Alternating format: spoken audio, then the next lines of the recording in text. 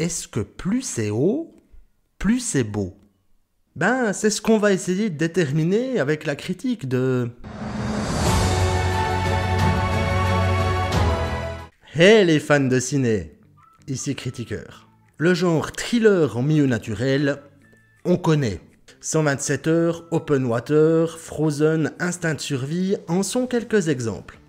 Alors quand j'ai découvert le film Fall, je me suis dit qu'il fallait procéder au visionnage parce que le concept semblait assez sympa. Et d'ailleurs, c'est quoi le concept? Ayant sombré dans l'alcool et la dépression après la mort de son mari pendant une session d'escalade, Becky accepte finalement la proposition de son ami Hunter. Afin de vaincre ses peurs, elles vont se faire une petite virée entre filles.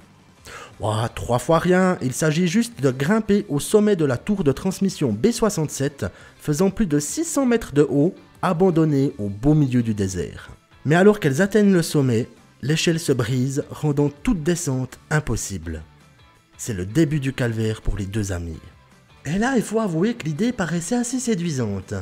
2 miss coincées à plus de 600 mètres d'altitude sur une plateforme d'à peine 2 mètres carrés, perso, j'avais encore jamais vu. Donc en matière de frissons, on peut dire que le film prend une certaine altitude. Donc si vous avez le vertige, fan de ciné, évitez clairement le visionnage. Visuellement, le métrage est bien fichu et les séquences où le vide est à l'honneur nous poussent à nous accrocher à notre canapé. Tu vois, un peu comme ça. Majoritairement, les prises ont été tournées sur une fausse partie supérieure de l'antenne du film, elle-même perchée au sommet d'une montagne. Voilà, c'était dans le but d'augmenter un peu le réalisme. Bon, on va pas se mentir, il y a quelques effets numériques, mais ces derniers collent assez bien au paysage. Pour l'anecdote, l'antenne dans le film s'inspire d'une véritable tour de communication, la KXTV KOVR, qui fait plus de 625 mètres de haut et qui se trouve en Californie. Le film parvient donc à bien centraliser son concept sur cette toute petite plateforme au sommet de cette immense structure, laissant les deux amis à l'abandon sans possibilité de redescendre. Les journées se déroulent sous un soleil de plomb, les nuits sont risquées, surtout si tu as tendance à bouger dans ton sommeil, et ce sentiment de tension et de vertige ne quitte pas le spectateur jusqu'au dénouement. Et cela sans parler des deux actrices principales, Grace Caroline Currey et Virginia Gardner, qui font vraiment un super taf.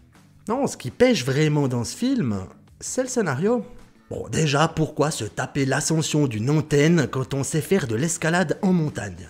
Je sais pas, y a pas assez de spots dans les environs, c'était pas assez délire. Bon, ça permet à Becky de vaincre sa dépression, sa peur du vide, tout ça, ok, admettons. Et il y a Hunter qui est fine motivé de se lancer dans l'aventure pour aider son ami et faire un max de vues sur les réseaux. Ok, alors très bien, mais effectuer l'ascension d'une tour abandonnée, tomber en miettes, au milieu de nulle part, avec zéro vérification sur le terrain avant de se lancer, faut pas être le couteau le plus affûté du tiroir. Mais bon, on a affaire à des accros de l'adrénaline, il faut savoir prendre des risques pour se sentir vivre, tout ça, admettons. Mais ce qui m'a réellement dérangé, c'est qu'au bout de quelques minutes de film, si on est assez attentif, eh ben on a toutes les sous-intrigues qui sont révélées et on peut même se faire une idée assez précise du climax. Alors à partir de maintenant, si vous ne voulez pas vous faire spoiler la fin, rendez-vous à ce timecode. J'ouvre la session spoiler. Donc, au bout de quelques minutes de film, on sait d'ores et déjà que Hunter ne va pas survivre à l'aventure, qu'elle a eu une session de trempage de biscuits avec le mari de Becky, et que le papa de cette dernière aura une importance capitale pour la fin du film. Ben ouais, tu fais pas venir Jeffrey Dean Morgan sur un tournage pour rien. Et il y a ce fameux twist de haute voltige où Becky se met à délirer.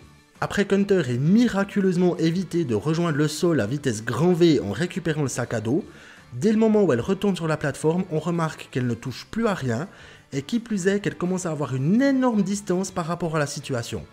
Donc, quand Becky se rend compte que son amie est morte, proprement écrasée sur une parabole en contrebas, on ne laisse même pas échapper un « Oh » de surprise. On s'en doutait déjà. Globalement, on arrive facilement à appréhender ce qui va se passer avant que ça n'arrive, et ça, c'est dommage. Du coup, le film perd toute saveur scénaristique, semant non pas des miettes de pain, mais toute la boulangerie en cours de route, permettant au spectateur d'avoir toujours un coup d'avance sur l'intrigue. Donc ce n'est pas un film à regarder pour ses rebondissements incroyables, mais bien pour ses effets sympatoches et son cadre aérien. Les autres thrillers de survie mentionnés en début de vidéo sont également bien tendus, mais l'altitude prise par Fall donne une teneur complètement différente à son ambiance. Le but de ce type de métrage, c'est bien entendu de tendre un miroir au spectateur en lui posant la question « Et toi, dans cette situation, tu ferais quoi ?» Alors moi, perso, c'est vite vu, déjà je m'y retrouverai pas. Escalader une tour pourrie de plus de 600 mètres? Non mais t'es malade! Ah non, c'est sans moi. Mais ce film, outre son scénario trop prévisible, diffuse une certaine tension sur toute sa longueur, agrémentée de quelques effets sanglants pour contextualiser encore mieux l'aspect horrifique de la situation. Et pour répondre à la question du début, non. Plus c'est haut n'est pas forcément égal à plus c'est beau. Le film reste quand même assez inégal entre son fond et sa forme. La quête de Becky pour retrouver son envie de vivre est bien encadrée, mais se perd en convention dans un scénario trop faiblard. Pour résumer, on pourrait dire qu'au sommet de ce film, la vue est magnifique, mais qu'est-ce qu'il y a comme vent ?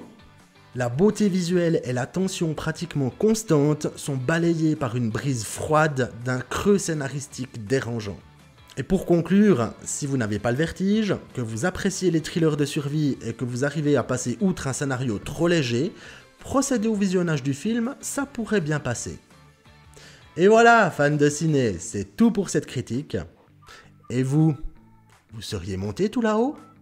N'hésitez pas à me le dire dans les commentaires et bien entendu à me partager ce que vous avez pensé du film. N'oubliez pas ce bon vieux pouce en l'air et bien entendu de vous abonner si ce n'est pas encore fait. Quant à moi, je vous dis à très bientôt pour une nouvelle critique, et bien entendu, bon visionnage.